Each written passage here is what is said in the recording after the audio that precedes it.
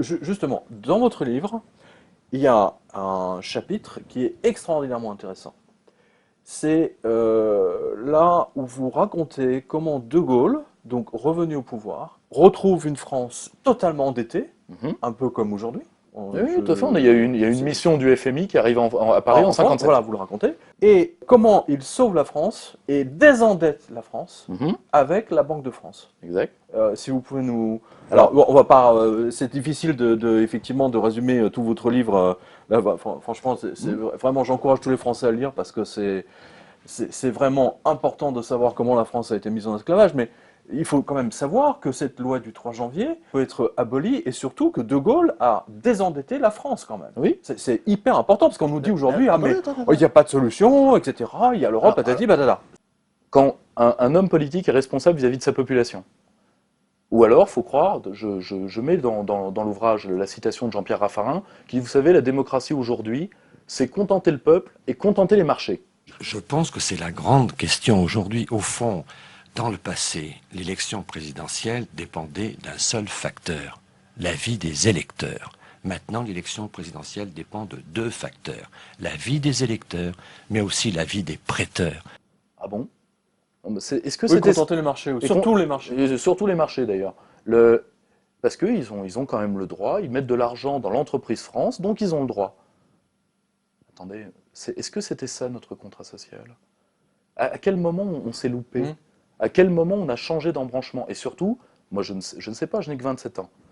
Est-ce que, est-ce que vous, on vous l'a demandé? Non, pas du tout, mais effectivement, à quel moment on a sacrifié le bien-être des Français au bien-être des marchés financiers? Et à quel moment C'est dans on les leur- années 80, en C'est fait. dans les années, c'est dans la Au début des décennie années 80. soit c'est 75 à 85 Voilà. où le changement C'est se dans fait votre livre. totalement. On le Ouais. voit très bien dans votre Mmh. livre, ça. Mmh. On le voit vraiment très bien. C'est absolument fascinant à quel point votre enquête montre les rouages, les points précis. C'est parfois, ça tient, on va dire ça comme ça, mais ça tient à une virgule. Michel Rocard, il y a quoi? Il y a 2 mois ou 3 mois sur Europe 1, vous l'avez Mmh. entendu, Oui, hein, on l'a a tous dit, entendu. ça lui a échappé, je sais pas, il a dû prendre une pilule, quelque chose. Ou là, je Il fais a dit, sentir. non, mais il a clairement dit que c'est le problème aujourd'hui, c'était la loi du 3 janvier. Je n'invente rien. La Banque de France a été créée en 1801 et jusqu'en 1974, ça fait quand même du temps, hein, Oui, c'est elle pas la prêtait, quotidienneté. elle Oui. finançait l'État sans intérêt. Sans intérêt. Mmh. Si on était resté là, aujourd'hui, avec tous les emprunts qu'on a fait depuis, puisqu'on emprunte tous les ans, la dette publique française serait de 16 ou 17% du produit national brut. Mais en 1974, on a eu une loi stupéfiante qui s'appelle la loi bancaire, qui a interdit à l'État de se financer sans intérêt auprès de la Banque de France. On a obligé les États à aller se financer sur le marché financier privé à 4 ou 5%. Et du coup, notre dette, elle est maintenant à 90-91% du produit national brut. C'est un peu effrayant.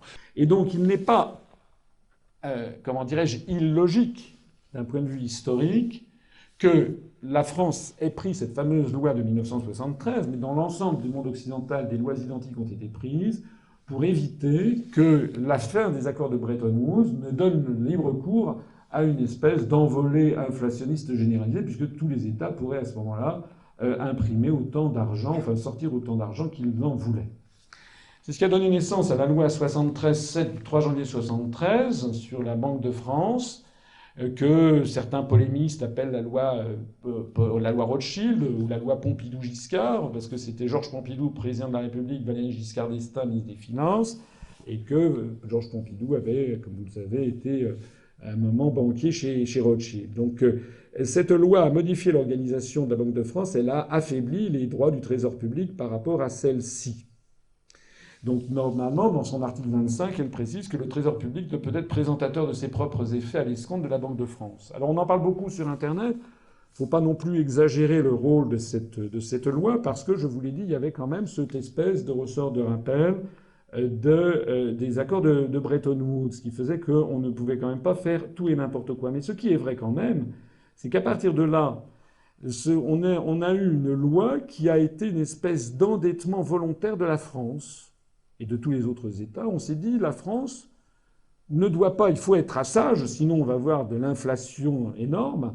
Il faut donc être sage, et comme il n'y a plus la contrainte de l'étalon or, eh bien, il va falloir que le gouvernement, enfin que l'État, pour parler plus précisément juridiquement, que l'État fasse comme un particulier, c'est-à-dire qu'il s'endette sur les marchés financiers. Voilà. Et donc, en payant des intérêts, ben, ça va lui coûter de l'argent. Donc, du coup, eh ben, il va être sage et donc il ne va pas s'endetter ad vitam aeternam. Donc, on aura ainsi une sagesse qui sera imposée par la réalité. C'était comme ça que ça a été présenté. Mais avec cette loi, l'État français s'est donc volontairement privé du droit régalien de gérer de la monnaie, de créer de la monnaie gratuitement. Et du coup, les banques privées, eh bien, et les marchés financiers en ont profité pour s'enrichir aux dépens de l'État. Hein. Et ce qui était auparavant prêté gratuitement, mais avec un risque d'inflation, a désormais été prêté contre intérêt sonnant et trébuchant, avec un risque moindre d'inflation, ce qui d'ailleurs reste à démontrer, puisque certains expliquent qu'en fait l'inflation n'a pas spécialement diminué. Je pense quand même qu'on peut dire que là, elle a un peu régressé, mais c'est vrai qu'on a quand même connu ensuite des périodes d'inflation. En tout cas, cette décision, c'est une décision d'une importance historique très considérable, puisque c'était depuis toute éternité que le souverain, c'est-à-dire soit le peuple depuis 1789, soit le monarque avant 1789 et la reconnaissance de la souveraineté nationale, c'était le souverain qui avait le privilège d'émission monétaire. Alors, ce système a été rendu obligatoire dans toute l'Union européenne par les traités européens, notamment par l'article 123 qui interdit à la Banque centrale européenne ou Banque centrale des États membres de monétiser les déficits publics. C'est la raison numéro 2 de sortir de l'Europe. Il faut redonner à la Banque de France son pouvoir de financement de l'État et des collectivités publiques, ce qui impose de dénoncer juridiquement l'article 123 du TFUE.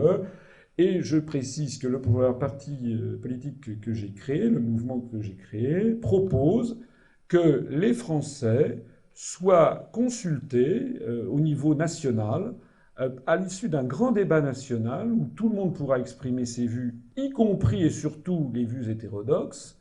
Je rappelle notamment que le seul prix Nobel d'économie français qui a été barré d'accès aux médias jusqu'à son décès, Maurice Allais, qui avait des vues totalement hétérodoxes. Donc nous, ce que nous voulons, c'est qu'il y ait un vrai débat qui soit placé sur le tapis, exactement à l'islandaise, et que l'on préconise, ou à l'Argentine, hein, et que l'on voit avec les Français ce que l'on fait de cette dette publique, quitte d'ailleurs à ce que l'on reconnaisse que toute ou partie de cette dette est une dette qui est en partie infondée par des mécanismes qui n'auraient jamais lieu d'être. En tout cas, il faudrait faire un bilan déjà de ce que des services qui ont été fournis en échange des 600 milliards d'euros. Voilà ce que nous disons.